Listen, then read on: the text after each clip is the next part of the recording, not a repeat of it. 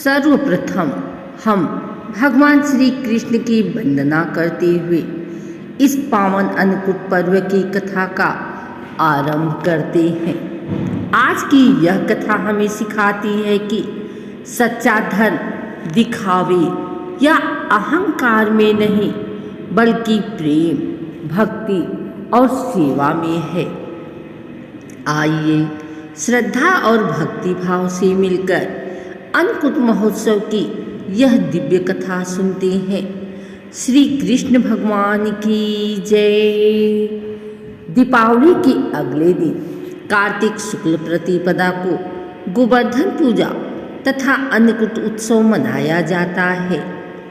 यह पर्व केवल अन्न का ही नहीं बल्कि कृतज्ञता, प्रकृति पूजा और भगवान श्री कृष्ण के प्रति आभार व्यक्त करने का दिन है। अन्नकूट का अर्थ है अन्न का विशाल समूह या ढेर। इस दिन भगवान श्री कृष्ण को विभिन्न प्रकार के पकवान, मिठाइयाँ और व्यंजन अर्पित किए जाते हैं। इसे गोवर्धन पूजा, गिरिराज पूजा या अन्नकूट महोत्सव भी कहा जाता है। इस उत्सव की शुरुआत द्वापर युग में भगवान श्री कृष्ण ने की थी, जब उन्होंने इंद्र का अभिमान तोड़ा और ब्रजवासियों की रक्षा की। यही कथा आज भी हमें सिखाती है कि हमें प्रकृति का आदर करना चाहिए, न कि अहंकार में अपने देवत्व को खो देना चाहिए।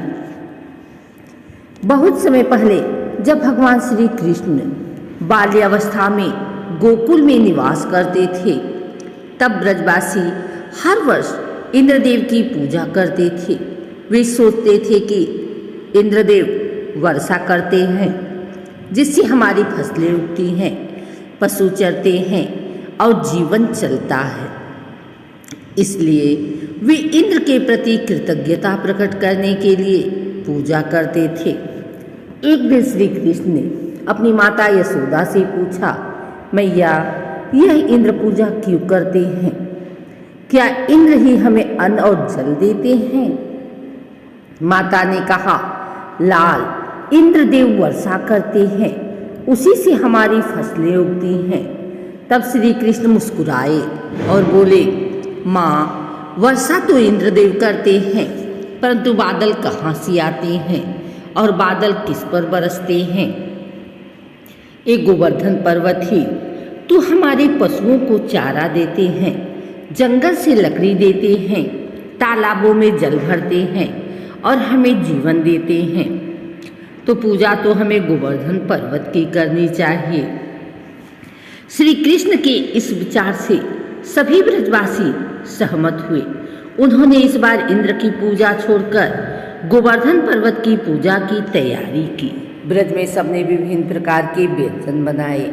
खीर, पूरी, लड्डू, हलवा, चावल, सब्जियां, मिठाइयाँ और फल। सभी ने मिलकर भगवान गोवर्धन की आरती की और पर्वत के चारों ओर परिक्रमा की। जब इंद्रदेव को यह समाचार मिला तो वे क्रोधित हो उठे। इन ग्वालों ने मेरी पूजा बंद कर दी। इस बालक कृष्ण की बात मानकर मेरा अपमान किया है। इंद्र ने क्रोध में कहा, मैं अब ऐसी वर्षा कराऊंगा कि गोकुल बह जाएगा। फिर इंद्र ने घनघोर बादलों को आज्ञा दी कि गोकुल पर निरंतर वर्षा बरसाएं। आकाश में बिजली चमकी, गर्जना हुई और कई दिन तक मूसलाधार वर्षा होने लगी।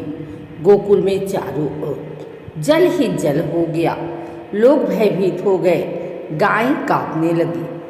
जब श्री कृष्ण ने ब्रजवासियों की यह दशा देखी तो उन्होंने मुस्कुराकर कहा, डरो मत, अब मैं तुम सबकी रक्षा करूँगा। ऐसा कहकर श्री कृष्ण ने अपनी छोटी उंगली पर गोवर्धन पर्वत उठा लिया। उन्होंने सब ब्रजवासियों, पुरुषों, स्त्रियों, बच्चों, गायों और पशुओं की पर्वत के नीचे शरण दी। सभी आश्चर्यचकित थे कि बालक कृष्ण का एक हाथ से इतना बड़ा पर्वत कैसे थामे हुए हैं। 7 दिन तक वर्षा होती रही, इंद्र ने अपनी पूरी शक्ति लगा दी, परंतु गोकुल का एक दिन का भी नष्ट नहीं हुआ। 7वें दिन इंद्र ने समझ लिया कि यह कोई साधारण बालक नहीं, बल्कि स्वयं विष्णु का अवतार श्री कृष्ण है। इंद्र तुरंत अपने वाहन ऐरावत पर बैठकर गोकुल पहुँचे। उन्होंने भगवान श्री कृष्ण के चरणों में गिरकर क्षमा मांगी और कहा, प्रभु, मैं अपने अभिमान में अंधा हो गया था, आपने मेरा अहंकार तोड़ा, कृपया मुझे क्षमा करें। श्री कृष्ण ने स्नेहपूर्वक कहा, इंद्र, जब तक मनुष्य में अहंकार रहेगा तब तक वह ईश्वर से दूर रहेगा। तुम देवता हो, इसलिए तुम्हें सिखाना मेरा कर्तव्य था। अब तुम जाओ और अपनी वर्षा से सबको सुख दो। इंद्र ने झुककर प्रणाम किया। उस दिन के बाद से ब्रजवासियों ने गोवर्धन पूजा और अन्नकूट महोत्सव मनाना शुरू किया। अगले दिन ब्रज में उत्सव मनाया गया। सभी ग्वालों ने अपने घरों में बने व्यंजनों को एकत्र कर विशाल अन्नकूट तैयार किया। चावल, पूरी, हलवा, खीर, मिठाई, सब्जियां, दही, मक्खन, दूध, रसगुल्ले, पेड़े, सब कुछ यह पर्वत के समान लग रहा था। श्री कृष्ण ने स्वयं गोवर्धन पर्वत का रूप धारण किया और भक्तों का अर्पण स्वीकार किया। सबने कहा, जय गोवर्धन महाराज की। उस दिन से यह पर्व अन्नकूट कहलाया और हर वर्ष दीपावली के अगले दिन यह उत्सव मनाया जाने लगा। अन्नकूट का गहरा आध्यात्मिक संदेश है। यह केवल अन्न चढ़ाने का पर्व नहीं, बल्कि प्रकृति के प्रति कृतज्ञता और अहंकार त्याग का प्रतीक है। हम जो अन्न खाते हैं वह धरती, जल, वायु और सूर्य, पशुओं की कृपा से बनता है।